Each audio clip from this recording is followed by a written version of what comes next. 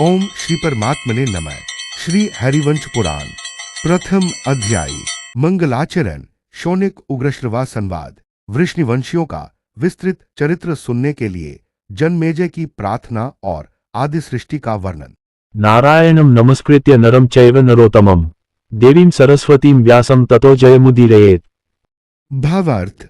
बद्रिकाश्रम निवासी प्रसिद्ध ऋषि श्रीनारायण नर तथा नरोत्तम को और देवी सरस्वती को एवं व्यास जी को प्रणाम करके अविद्यारूपी अज्ञान अंधकार को जीतने वाले इतिहास पुराणादि ग्रंथों का पाठ आरंभ करे। द्वैपायनोष्टपुटनिःसृतम प्रमेयं पुण्यं पवित्रमथ पापहरं शिवं च यो भारतं समधिगच्छते वाच्यमानं किं तस्य पुष्करजलैर्विषेचनेन। भावार्थ। सौती कहते हैं, जो व्यास जी के मुख से निकले हुए इस अप्रमेय अतुलनीय पुण्यदायक पवित्र पापहारी और कल्याण में महाभारत को दूसरों के मुख से सुनता है, उसे पुष्कर तीर्थ के जल में स्नान करने की क्या आवश्यकता है। जयति पराशर सुनुः सत्यवती हृदय नंदनो व्यासः यस्यास्य कमलगलितं वाङ्मयममृतं जगत् पिबते। भावार्थ। माता सत्यवती के हृदय को आनंद प्रदान करने वाले उन पराशर पुत्र व्यास की जय हो, जिनके मुखारविंद से निकले हुए वाङ्मयरूपी अमृत का सारा संसार पान करता है। यो गोशतं कनकशृङ्गमयं ददाति विप्राय वेदविदुषे बहुविश्रुताय पुण्यां च भारतकथां शृणुया च तद्वत् तुल्यं फलं भवति तस्य च तस्य चैव। भावार्थ।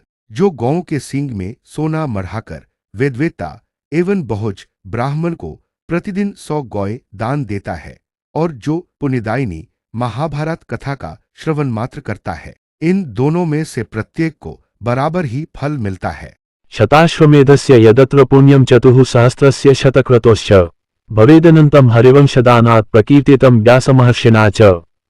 भावार्थ। जो 4000 अक्षय अन्नसत्रों से युक्त तथा इंद्रपद की प्राप्ति कराने वाले हैं, उन 100 अश्वमेध यज्ञों का अनुष्ठान करने से इस लोक में जो पुण्य प्राप्त होता है, वही अनंत पुण्य इस हरिवंश ग्रंथ का दान करने से उपलब्ध होता है। यह बात महर्षि व्यास जी ने कही है। यद वाजपेयेन तु राजसूयात् दृष्टं फलं हस्तिरथेन चान्यत् तलभ्यते व्यासवचः प्रमाणं गीतं च वाल्मीकि महर्षिणा च। भावार्थ। वाजपेयी और राजसूय यज्ञों के अनुष्ठान से तथा हाथी जुते हुए रथ के दान से जिस फल की प्राप्ति देखी या बताई गई है, वही फल हरिवंश ग्रंथ का दान करने से मिल जाता है। इसमें व्यास जी का वचन प्रमाण है तथा महर्षि वाल्मीकि ने भी इसी महात्म्य का गान किया है। यो हरिवंशं लेखयते यथाविधिना महातपाः सपदे स जयति हरिपदकमलं मधुपोहे यथा रसेन लुब्धः।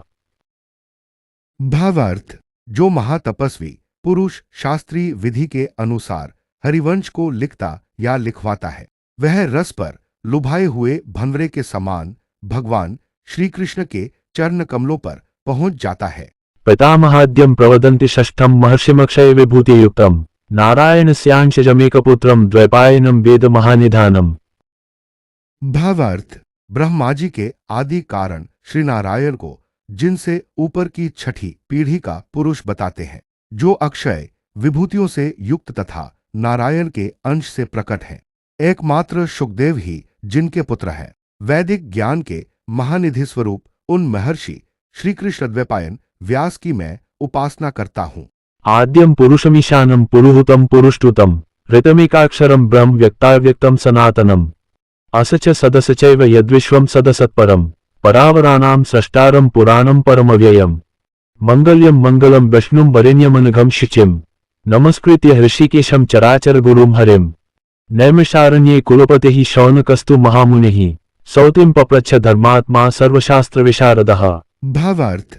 नैमिषारण्य की बात है संपूर्ण शास्त्रों के विशेषज्ञ धर्मात्मा एवं कुलपति महामुनि शौनक ने सबके आदिकारण अंतर्यामी पुरुष पुरुहूत बहुत से यजमानों द्वारा दी गई आहुति को ग्रहण करने वाले पुरुषुत बहुसंख्यक उपासकों द्वारा स्तुत्य रीत सत्य स्वरूप एकाक्षर ब्रह्म व्यक्ताव्यक्त स्वरूप सनातन असत सदसत अखिल विश्व में सत और असत दोनों से परे कारण और कार्य दोनों के सृष्टा पुरातन सर्वोत्कृष्ट अविकारी मंगलकारी, मंगल रूप, सर्वव्यापी, सबके द्वारा वर्णीय, पाप रहित, परम पवित्र, इंद्रियों के प्रेरक तथा समस्त चराचर जगत के गुरु श्रीहरि को प्रणाम करके लोमहर्षण सूत के पुत्र उग्रश्रवा से इस प्रकार पूछा।